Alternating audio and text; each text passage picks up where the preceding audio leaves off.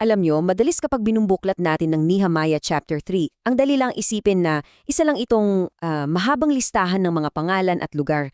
Boring, di ba? Pero ang totoo, itong listahang ito ay hindi isang census. Isa itong blueprint para sa tunay na pamumuno, isang masterclass sa community action, at isang napakalalim na aral sa teolohiya na direktang kumakausap sa atin gayon. Kung naranasan mo na yung burnout o yung tinatawag nilang Messiah Complex, yung pakiamdam na pasan mo ang lahat ng problema ng mundo, well, itong pag-aaral na to ay para sa'yo. Titingnan natin kung paano kinuha ni Nehemiah ang isang napakalaking problema at hinati-hati ito sa mga manageable na piraso at kung paano niya pinakilos ang isang buong lungsod para harapin ito ng sama-sama. Okay, so simulan na natin. Isipin nyo to, tag-araw ng 444 BC. Ang mga pader ng Jerusalem wasak, guho. Ang mga tao sa loob, walang anumang depensa. Dito nagsimula ang isang napakabilis at critical na 52-day project. Grabe, hindi lang to basta pagtatayo ng pader, isa itong karera laban sa oras para sa kaligtasan ng isang buong bansa. At dito napapasok yung henyo ni Nehemiah. Kasi hindi siya basta kumuha ng mga professional na mason o karpentero. Ang ginawa niya ay mas radikal. Pinakilos niya ang buong lipunan. Bawat sektor, bawat profesyon, tinawag niya. Ngayon, tingnan niyo to. Ang ganda ng diversity ng mga gawa. Nandyan yung high priest, syempre, pero kasama rin niya ang mga platero at mga tagagawa ng pabango. Mga pinuno ng distrito nagtatrabaho kasama ang mga ordinaryong mga ngalakal. At ito yung pinakamaganda sa lahat. Kahit ang mga anak na babae ni Shalom nakisali. Ipinapakita nito na walang profesyon na masyadong banal o masyadong karaniwan para sa gawain ng Diyos. So, ano ang punto? Ito yun, yung pang-araw-araw mong trabaho, yung negosyo mo, yung propesyon mo, yan mismo ang kwalifikasyon mo para gawin ang mabibigat na gawain para sa isang mas mataas na layunin. Gets? Hindi mo kailangan maging pari para magtayo, kailangan mo lang gamitin kung ano ang nasa kamay mo. Pero syempre, sa kahit anong malaking proyekto, hindi lahat ay may parehong sigasig. At dito sa pagtatayo ng pader, nakita natin ang isang malinaw na agwat sa pagitan ng dalawang uri ng tao. Ito isang kwento tungkol sa entitlement laban sa pagbabanat ng buto. Tingnan nyo ang pagkakaiba. Yung mga maharlika ng Tekoa ayaw madumihan ng mga kamay nila, would not put their shoulders to the work. Pero yung mga karaniwang tao mula sa parehong lugar, aba, hindi lang sila nagtrabaho, nag-double time pa. Inayos nila yung isang section, tapos nag-ayos pa ng isa. Malinaw na aral. Sa gawain ng Diyos, walang puwang sa mga elite na ayaw pagpawisan ang vision. Okay, pero may mas malalim pa rito. May isang salitang Ebreo na paulit-ulit na ginamit sa chapter na to. At kapag naintindihan natin ang tunay na bigat ng salitang to, magbabago ang buong pananaw natin sa kung ano talagang ginagawa nila.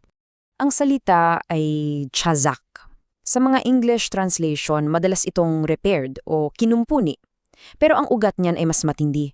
Ang ibig sabihin nito ay mahigpit na pagbigkis, pagdakma, pagpapatibay.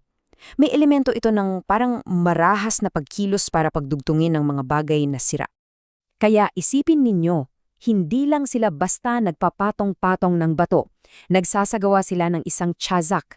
Niyayakap at pinagdudugtong nila ng buong bagsik ang mga basag na piraso ng kanilang bansa. Ito'y nangangailangan ng isang mabangis at hindi sumusukong kapit sa misyon. At dito na tayo dadalin sa pinaka-personal at sa tingin ko, pinakamatalinong bahagi ng diskarte ni Nehemiah.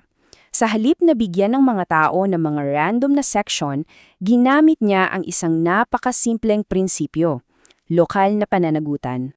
Paulit-ulit na sinasabi sa text, isang pamilya ang nag-ayos sa tapat ng kanilang bahay. Napakatalino nito, di ba? Kasi syempre, mas magsisipag kang magtayo at magdepensa ng pader na direktang nagpoprotekta sa sarili mong pamilya. At dahil bawat pamilya ay nag-aalaga sa kanilang sariling seksyon, ang resulta ay isang kompletong perimetro ng depensa, isang hindi napuputol na pader. Tingnan natin kung paano nila ito binuo gate by gate. So, nagsimula ito sa mga pari sa tarangkahang ng tupa, ang sentro ng spiritual na buhay. Agad nakasunod ang mga anak ni Hasseneaha sa tarangkahan ng isda, ang sentro naman ng komersyo. Ang banal at ang sekular, magkatabi, sinisimulan ang depensa. At mula roon, lumalawak na ang pagkakaisa. Kinuha ni Hanun ang tarangkahan ng lambak habang si Malkid naman ang nag-secure sa tarangkahan ng dumi. Bawat sektor, bawat pinuno may hawak na responsibilidad at bumibilis ang momentum. Nakikita niyo ba yung pagbuo ng kadena? Isinasara ni Shalon ang tarangkahan ng bukal. Tinitiyak ng mga lingkod ng templo ang tarangkahan ng tubig. Bawat seksyon na nakakandado ay nagpapatibay sa katabi nito hanggang ang pader ay nagiging isang buo. At sa wakas, nang masigurado na rin ang tarangkahan ng mga kabayo at ang tarangkahan ng inspeksyon, kumpleto na. Ang lahat ng butas, napunan. Ang resulta, isang kumpleto at hindi mapapasok na pader ng depensa. Ligtas ang lungsod, hindi dahil sa isang bayani, kundi dahil sa sama-samang pagkilos ng bawat isa. At eto na yung pinakaaral para sa atin. Bago natin subukang ayusin ang mga dambuhalang problema ng mundo, ang gobyerno, ang kultura, ang buong mundo, kailangan muna nating patibayin ang espiritual na pader na nagpoprotekta sa ating sariling tahanan, sa ating sariling pamilya, sa ating sariling komunidad.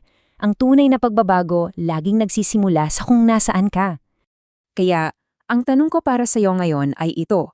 Tumigil ka muna sa pagtingin sa malayo, tumingin ka sa ibaba, sa iyong paanan. Nasaan ang mga guho sa harap mismo ng iyong bahay?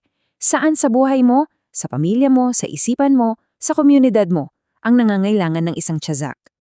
Huwag kang maghintay ng iba. Huwag mong asahan na may isang bayaning darating. Ikaw ang tinawag para magtayo sa iyong sariling seksyon. Ang utos ay simple at malinaw. Pulutin mo ang iyong kagamitan at simulan mo ng magtayo.